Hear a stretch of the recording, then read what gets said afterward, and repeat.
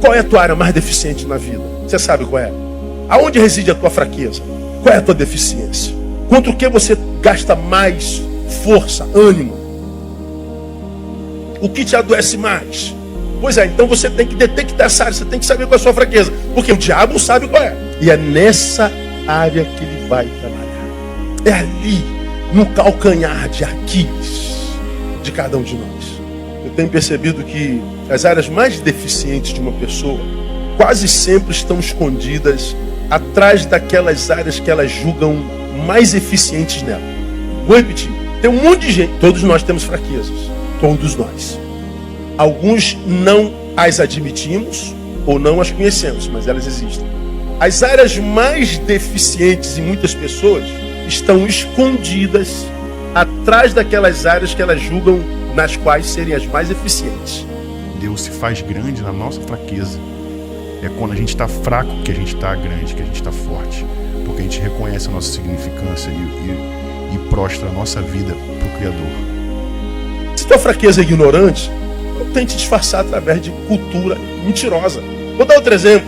Os que vivem esbanjando nas redes autoestima, pessoal que vive vendendo saúde emocional e equilíbrio nas redes. Ah, meu irmão, quando você vê muita gente vendendo a própria imagem, é exatamente o oposto. Sabe aquela gente que viaja para Boston e coloca? E aquela gente é a mesma que viaja para Nova Iguaçu e coloca também? Coloca tudo. Veja como eu sou viajada.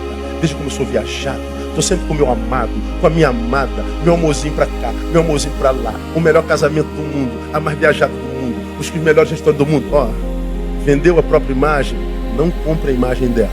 Está se autoafirmando, escondendo alguma coisa. Felicidade não se publica, se vive. E quem vive não tem interesse nenhum em publicar.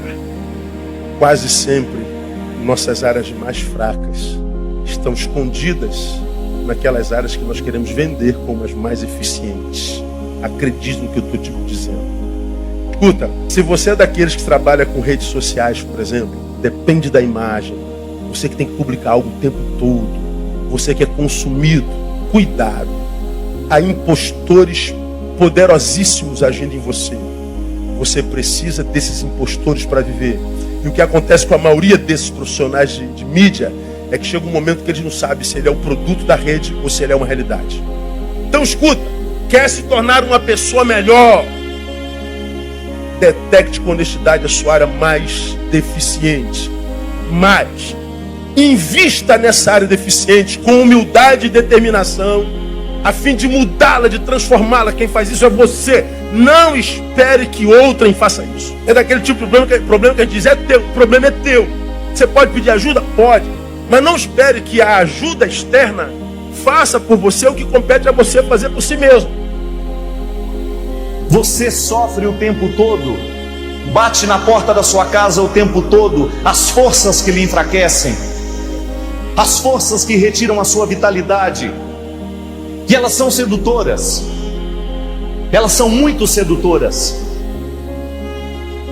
É impressionante como nos dias de hoje o processo cultural e social enfraquece o ser humano, fragiliza ainda mais este ser humano, porque quer reduzi-lo a uma espécie de não posso, não sei decidir.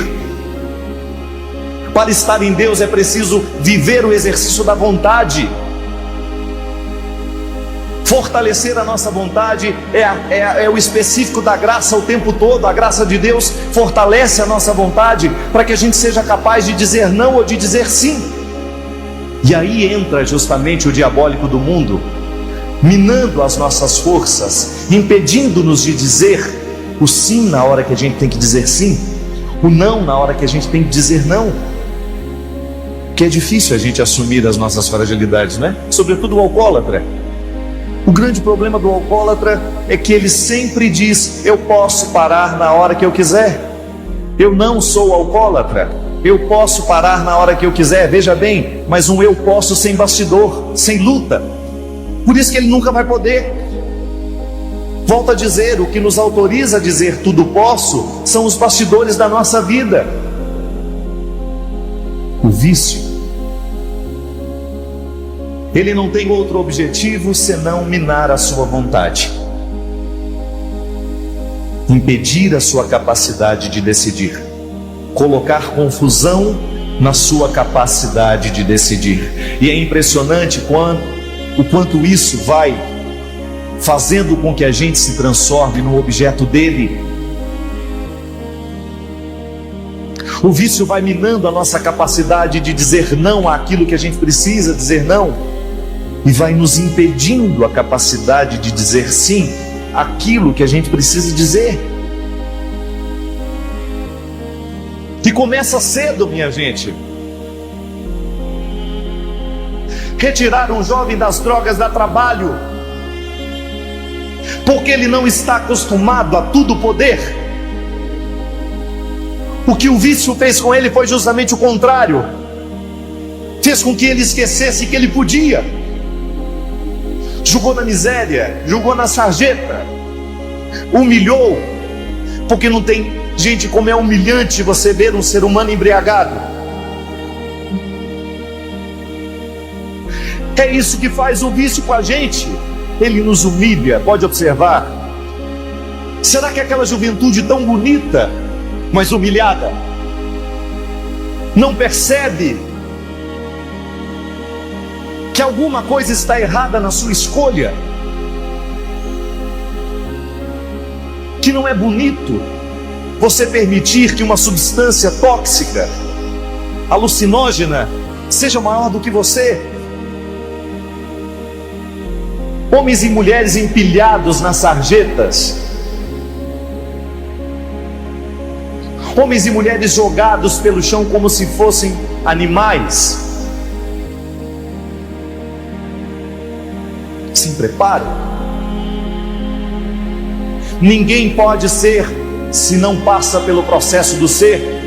O vício vai embora no dia em que a gente quer de verdade, mas queira mesmo. Queira de verdade. Queira com todos os sacrifícios que você terá que viver para essa libertação acontecer.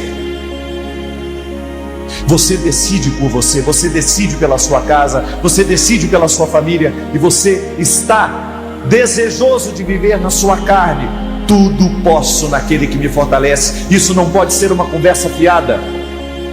E o que falta para nós? O que falta para essa sociedade, para essa cultura que nos empresta a morte o tempo todo, que nos oferece a morte o tempo todo? Capacidade de dizer não e de dizer sim. O que vai fazer a diferença é o quanto a gente consegue lutar a favor ou lutar contra aquilo que nos salva. Deus não tem outro desejo para a criatura humana senão salvar-nos. Deus não tem outro desejo para a humanidade senão oferecer-lhe a salvação.